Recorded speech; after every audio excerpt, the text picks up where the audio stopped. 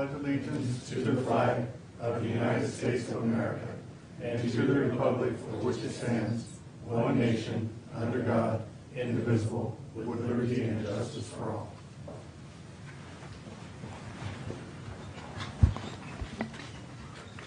Introductions? Yeah, Bill Berryhill, public member. Jim DeMartini, county member. Mike Van Winkle, city member. Brad Hahn, alternate public member. Richard O'Brien, alternate city member. Javier Camarena, Assistant Executive Officer. Sarah Little-Penny, Executive Officer. Alice Mims, LAFCO Council. Jennifer Goss, Commission Clerk. Okay. And we do have a quorum, right? Okay. So we'll go to item 2, public comment. Anybody would like to speak on anything that's not on the agenda, now's the time to do so. No one? Okay, we'll move to item 3, approval of minutes. I make a motion that we approve the minutes. We have a first. I was absent, but I believe that they are in order. I'll second. Okay, we have a first and second. All in favor? Aye. Any opposed? Motion carries. Correspondence. Yes, we do have one piece of specific correspondence from the Ceres Unified School District, and that's for item 7A. And then you just have the informational correspondence as noted on the agenda. Okay. Moving to item 5, declaration of conflicts and disqualifications. Does anybody have any conflicts or disqualifications they'd like to declare? None? Okay. Move on to item 6, consent item, legislative update and position letters. Everybody got a chance to look at that? Want to make a motion for consent item? I'll make a motion that we accept the consent items. I'll second. We have a first and second. All in favor? Aye. Any opposed? Motion carries. Item 7, we have 2 public hearing items tonight. The first one is LAFCO application 2019-03, Whitmore Ranch reorganization to the city of Ceres. Good evening, Javier Camarena with LAFCO. The item being discussed this evening is LAFCO application number 2019-03, Whitmore Ranch reorganization to the city of Ceres. The proposed project is a request to annex approximately 94 acres into the city of Ceres. The site is located at the southeast corner of Whitmore Avenue and Moore Road within the city's sphere of influence. The proposed organization is being requested to accommodate the Whitmore Ranch specific plan, which was adopted by the city of Ceres. The territory is pre-zoned and includes approximately 36 acres of existing school sites, 41 acres of mixed density housing, 5.2 acres of park/open space, and 12.2 acres for streets and related infrastructure. The following slide shows the proposed land use plan that's in the specific plan. So you can see there's some different mixture of residential uses. Right there in the blue, you can see those are the 2 existing school sites that are already there, and some parkland there down the middle. There's a few photos that we included in this presentation just to kind of show the area. This is Moore Road, facing north towards Whitmore. On the left side of the picture, you can see that's the current city boundary.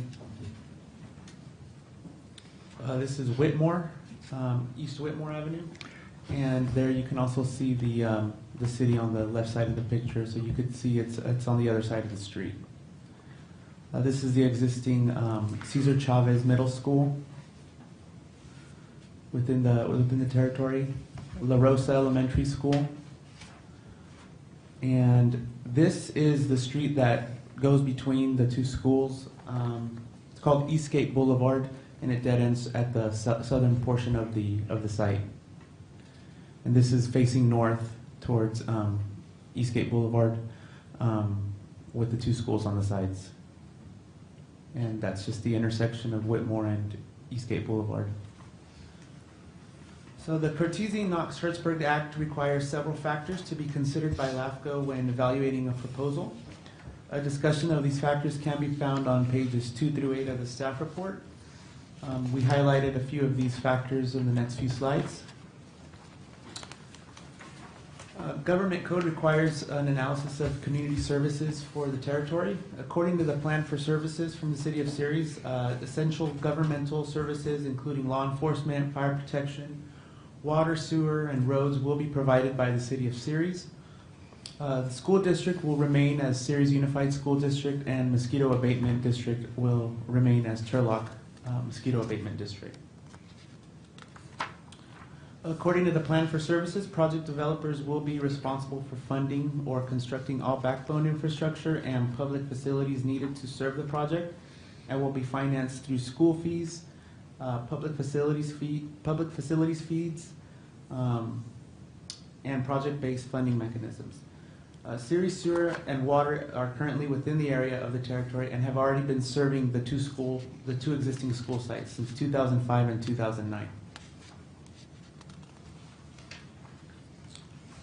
Government code also requires an analysis of the physical and economic integrity of agricultural lands within the proposed territory.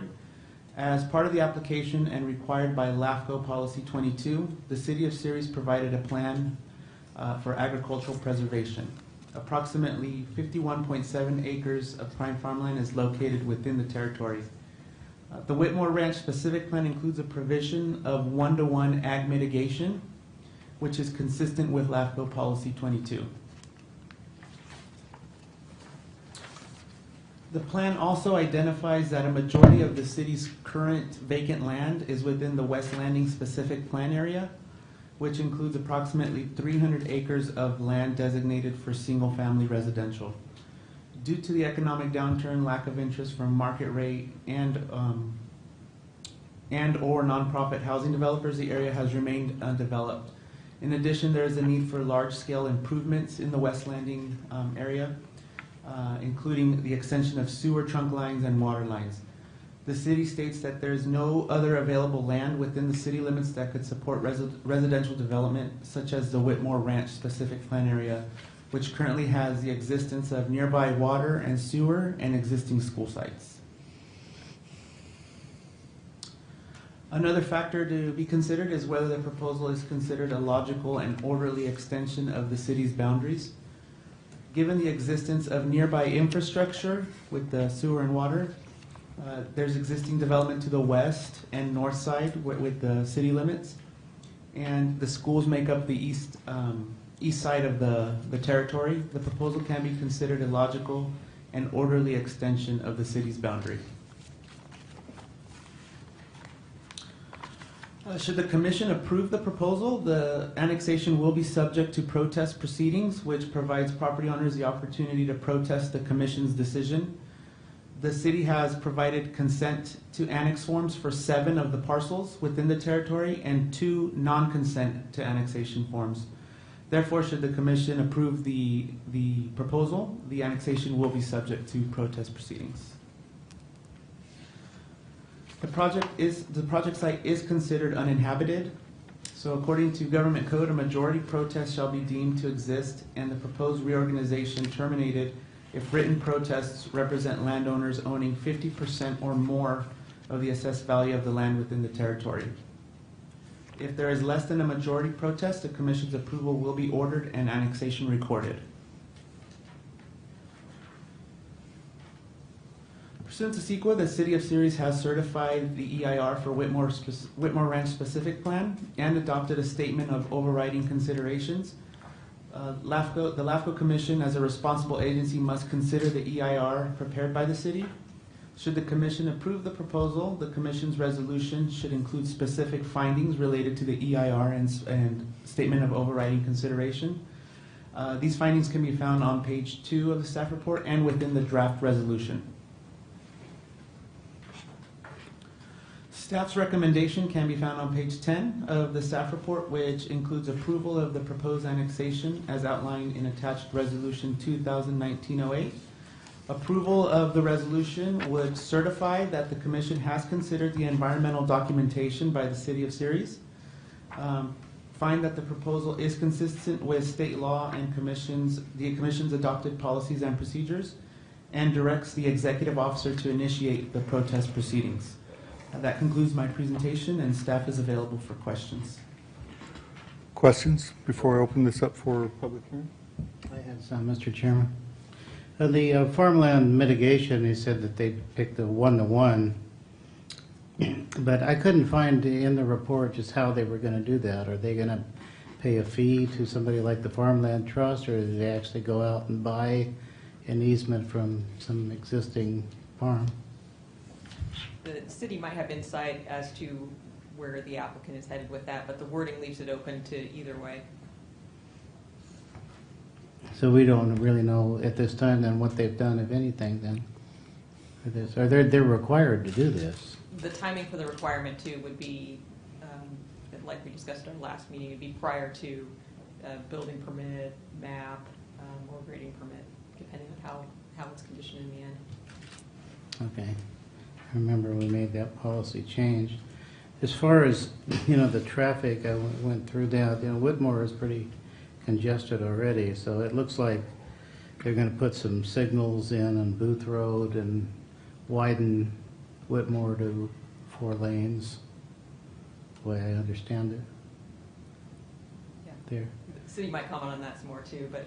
Okay, maybe I better wait for the city to comment too, because I had some questions about these barriers that they wanted to construct too, so perhaps the city can explain just how they're going to work. So, I'll just wait till they're up and then they can answer those questions. So with the 2 schools adjacent to this, the kids from this new neighborhood would be all walking students to both the elementary as well as the junior high, correct? Right, and Yeah. the way it looks like, at least conceptually, that they have it set up is they had an open space area in the middle in hopes that probably that folks will be walking in that area as opposed to Whitmore Avenue or something. Yeah, we built a lot of schools in Ceres, and then the housing stopped, and so there's lots of room for those schools to house the kids. Any other questions, comments? I'll go ahead and open this up for public hearing then. Public hearing's open for anybody that would like to come and speak. Thank you, Chair, Commission members. Tom Westbrook with the City of Ceres. Wanted to thank Javier and Sarah for getting us to this point. This project's been taking place for a long time. I just have a couple of comments, but if we want to address the questions raised by Commissioner DiMartini, we certainly can. So your question, sir, regarding, was it access? Well, I had a few of them. Just let's say it's traffic things. You're going to construct a barrier at Whitmore Avenue and Moore Road intersection. It's not clear to me just exactly. Is that so they can't make A left turn left out. turns So in it'd be a right turn only. So as you mentioned, yes, there will be a signal on Booth Road. The project will improve Whitmore Avenue to 4 lanes, so there'll be 2 lanes in each direction with a new signal at Booth Road. Kind of along Commissioner Berryhill's comment about kids getting to school, there's kind of a linear parkway that would go from Moore Road. At the Moore Road site, we do have a Class 1 bike path along the TID canal. So the intent there is that folks will be able to use that path without being on Whitmore Avenue to get over to the school sites, because there is the elementary school and the junior high school. And I take it then the applicants are going to fully fund these road projects? Yes, there's a combination of public facility fees. There's also some safe routes to school grants that the city's been able to attain to make some of these improvements. We've been in that process for quite some time, not knowing when this project would ever get to LAFCO and develop. So the city's been trying to do that on behalf of the school district so that we can make some improvements to Whitmore Avenue, the existing Whitmore Avenue, so that those kids can get to both the junior high and the elementary school safely along the south side of Whitmore Avenue. Yeah, well, there's definitely some improvements that need to be made to Whitmore because it's really congested with that Eastgate subdivision there. The traffic is considerable there at times. Okay. And then the ag mitigation, I guess you're going to address that at the time that you get the building permit? Yes, sir. So through the subdivision map process, if this is annexed into the city and we process tentative maps for this development, conditions of approval will be placed upon those subdivision maps requiring compliance with LAFCO's policy number 22. We believe that the applicant and the project proponent of this is probably going to go the conservation route. They're not necessarily looking for the payment, but we've left that open to them so that they can decide. But the initial discussions is they'll probably try to get conservation easements within the county, like for like. Yeah. Well, they do have some options there. Just one thing I think is worth bringing up, and I've been on LAFCO here for a while, and it was a few years back, the series went in for an annexation of about 900 acres there at Whitmore and Crow's Landing Road. That's what they were going to develop that. They were going to put the schools in there and the housing and everything, and I bet it's been 10 years they haven't stuck the shovel in the ground yet. Even though they had 900 acres, now some of it was county buildings and the old Procter & Gamble plant, but without developing that, I'm really surprised you came back and want to annex almost another 100 acres when the last 900 you've annexed you haven't done anything with. Yeah, as the commission would be aware, the downturn in the economy had a significant effect on that project. The backbone infrastructure for sewer and water was going to be borne by the developers of that. With the downturn in the economy, that just didn't pencil, and the market isn't even back to that point yet. The city, through some of our capital improvement projects for the city, we put in some sewer trunk lines and some water lines to kind of get towards that area, just as part of the normal city improvements. However, they still need to be extended a significant way before that project can develop. So it's in the pipeline. As you mentioned, Commissioner DeMartini, about a third of that is already developed with the industrial uses at G3, and then the county facilities with the jail, the CSA, et cetera. But there just hasn't been a lot of interest in that kind of area just to this point. So the reason that Whitmore Ranch, we wanted to bring this forward, as was mentioned by Javier, the two school sites. So the city was before LAFCO in 2005 and 2009 for out-of-boundary service requests. So these schools, as Commissioner Berryhill mentioned, Sears Unified was pretty aggressive in trying to get new schools built within the community to serve our residents and the student generation. Because of that, they found these sites. Sewer and water is provided to both. When the city, back in 2005 and 2009, kind of committed to ultimately annexing these school sites into the city, since they are served by our police department and they're getting water and sewer already, and in addition to the fire department. So this is kind of the culmination of that, really kind of back before LAFCO. We look at this as there's existing city limits on the west and the north side.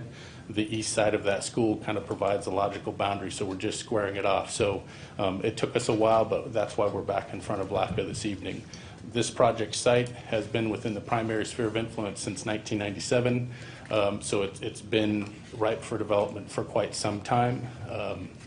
We're back today. As mentioned, there's kind of a mix here. You've got the existing schools, which are about 38 acres. The rest of that is about 55 that could be developed. So we have the single family, some multifamily, and some high density. The high density, as many of you know, the arena numbers are given to the cities every 8 years now. This site would accommodate up to 165 units of high-density residential, which would help us achieve those arena numbers. So we like the fact that there's a mix of housing types. Additionally, just across Moore Road and the TID lateral there are some existing apartments, so they're kind of congregated in that area. But it provides a range of housing type in new development where you can have some rentals in addition to the single-family homes. Okay, well, this doesn't seem like a bad project as far as that goes, but I think what we should have done is make you remove 100 acres from that 900 acres that you had already annexed.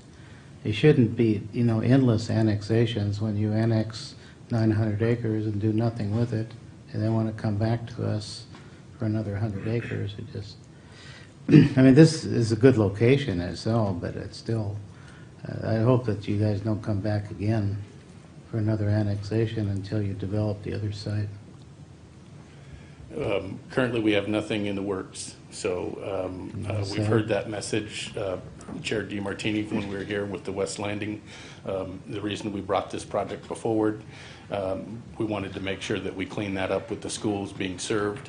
Additionally, I should mention that in about a year ago in 2018, one of the single-family homes within this area, their well failed. So we contacted LAFCO. We were able to get them connected through an emergency out-of-boundary service agreement, so they've signed the agreement to annex. And so of the 16 property owners, there's 11 that have suggested that they support the annexation. There's 2 that were mentioned that they did not support it. The other 3 haven't contacted us either way. So we don't know if they're supportive of the annexation or not. And all the efforts we've reached out, that's through this specific plan process. That's through the adoption of the EIR, through this planning commission and city council meetings. Those 3 property owners just didn't give us a heads or tails either way on wanting to be included in the annexation or not. So we just don't know. Are they local property owners or are they absentee property owners? Do you know? They are not within the kind of even the valley. So some of them live in the hills, and I think there's one that may live in Fremont. Are there any other questions I could answer? Not at this time, no. Anybody else? Okay. Thank you very much.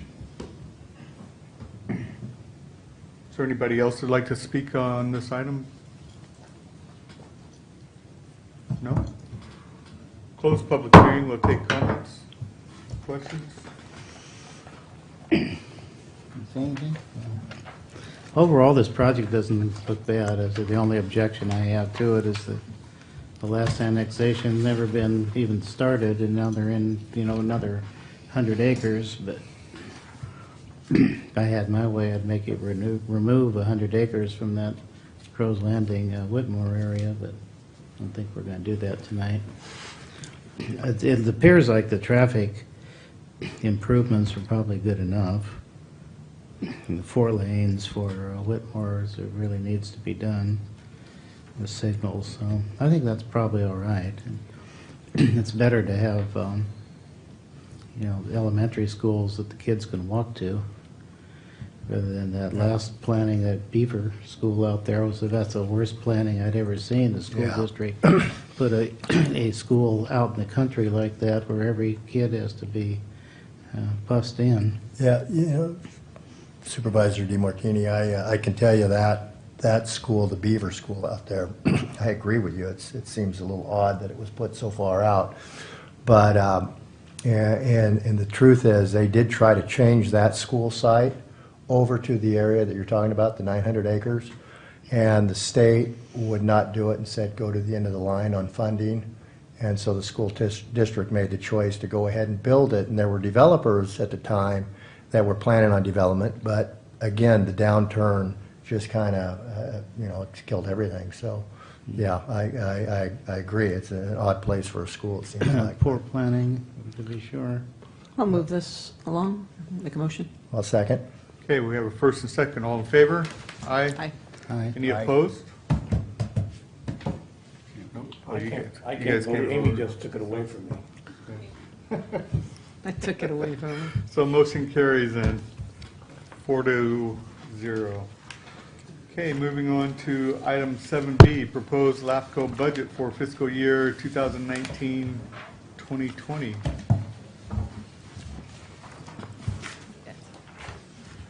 Okay. So it seems like only yesterday when we were adopting the budget, but we're back and we're looking at 2020, which also seems a little scary.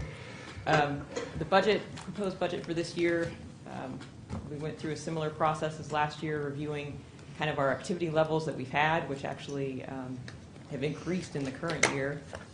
We looked at the county's estimates for cap charges. We'll take over. Taking over the reins. Maybe not.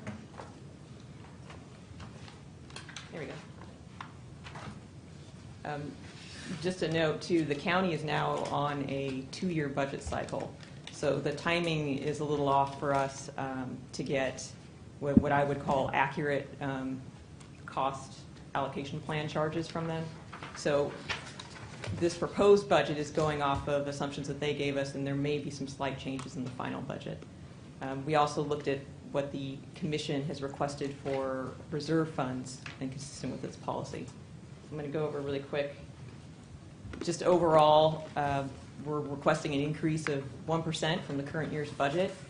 That has a lot to do with some cost savings that we found in our overhead charges that we've been getting, and also just the removal of the biennial audit item. We do have some increases in the salaries and benefits category, and those are corresponding to the county's benefit system. And then just overall, the budget as proposed would support the essential LAFCO services, our municipal service review program, and just day-to-day operations. So here's what the comparison looks like. You can see the salaries and benefits category is a little higher. Services and supplies is actually quite a bit lower. These individual accounts within these categories are attached to your report, and you can see some savings that we found specifically in the overhead charges that we were being charged from the county. We had met with them last year actually and found some savings there. We really are only charged from the CEO's office for HR and audit services, payroll services, things like that. So we wanted to ensure that they were treating us as an independent agency and not a county department, and in doing that, we got some cost savings. The revenues, we're going to be assuming that we're getting about $20,000 in revenues in the upcoming year. Already, we far exceeded application revenues just for this year, so we are able to credit some of that fund balance over towards the agency contributions to kind of bring agency contributions back to actually what they are in the current year. There's a very slight difference there. And this is to kind of show you, you can see that I've got proposed there, and which is very similar to the current year, but also just forecasting out till next year a little bit. We had this discussion last year a little bit about how we've been crediting fund balance back, so the agency contributions have never really been paying the full cost of LAFCO's budget, and we've been fortunate in the sense that we've always had application revenues that have come in over estimates, so we've been able to credit a lot of that back. But given the Commission's policy on retaining some of that fund balance for reserve funds, that gap is closing. So this year we're fortunate, and I think the upcoming year too, because of the extra revenue that we received, we've been able to keep it flat, but I am sort of, hesitant. I'm predicting next year that we're getting a little closer to those agency contributions going up towards the $500,000 mark, nearer to the actual LAFCO cost. So these are the reserve funds, which are actually outlined in your report in a little more detail. The Commission has asked for a general fund reserve of 15%. There's an accrued leave fund, which is based on our actual value of cash out liability. And then the long-term liability, which is based on that GASB 68 number. The GASB 68 is the long-term pension liability. And we've gone over this before too, how it's a number that's out there to be aware of, but it does fluctuate and sometimes can fluctuate rather wildly just based on our retirement system's health. And this kind of gives you an idea. It's actually gone down a little bit just based on some healthy investment returns from Stansera. So we're now at $503,000, but that can also fluctuate. So in terms of work program and application activity, we did complete our 2018 work program. Just application-wise, we processed 9 out-of-boundary applications, 7 district applications, 2 city applications, but keep in mind, those are the ones that we've completed and recorded. We do actually have some still in the works and upcoming by the end of this fiscal year, including the one tonight. And we continue to receive inquiries and CEQA referrals that are giving us a heads up on upcoming applications that we will probably receive next year. So the next steps for the Commission: the proposed budget must be adopted by May 1st. Our final budget must be adopted by June 15th, which we'll actually hear at our next meeting. And then following adoption of the final budget, the county auditor will allocate and charge all of the funding agencies. So the recommendation at this point is to open the public hearing. Then we hope that the commission adopts resolution number 2019-09, which would approve the proposed budget, and then schedule a public hearing for May 22nd for the final budget. And I'm available for questions. Any questions for Sarah? Sir, on the accrued leave fund, I know you guys have a small group of people, but is there a cap on how many days or sick time or whatever a person could accumulate? There's a cap on vacation, and there's not a cap on sick leave. And so there's a slightly different valuation for that, too. I can say the reason why that number is so high is because I'm very high on my accrued leave, and we'll probably end up topping out on it. So that's one of the reasons for that. I have to admit, it is a creative way to have it isolated and not part of your general fund. So I think I may look into that. Any other questions for Sarah? Open this up for public hearing then. Go ahead and open this up for public hearing. Anybody who would like to come and speak on this item? Seeing none, we will close public hearing. Take questions, comments. Motion? And I'll just move to approve the budget. Second. We have a first and second. All in favor? Aye. Any opposed? Motion carries 4-0. Moving down, we have other business. We have none. Commissioner comments? Anybody have comments they'd like to make tonight? Amy, sorry. I thought you were going to be later. Oh, sorry. I would have held off if I knew you were going to be here that quick.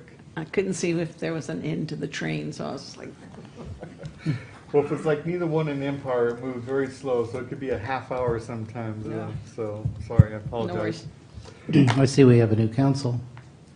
So, this one has more hair than the last one. Oh. Alrighty. Red card. Any other commissioner comments? Yeah, it's probably going to start there. Yeah, we'll move on to additional matters, discussion of the chairperson. I don't have any. Executive officers report. Yes.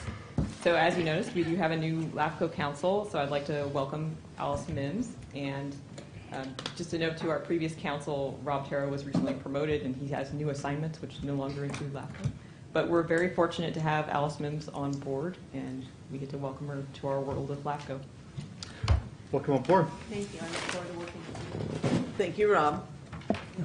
Yeah, thank Rob. Yeah. He looks forward And to it. other than that, we'll see you next month for final budget, and we should be receiving an application for the McHenry Mobile Home Park very soon, too. Well, that's still, I forgot still about out That should that. have been done in January. It just got approved by their city council on April 9th. So They don't usually move that fast. So it's in for an annexation next month then? hopefully they get it turned into us, yeah.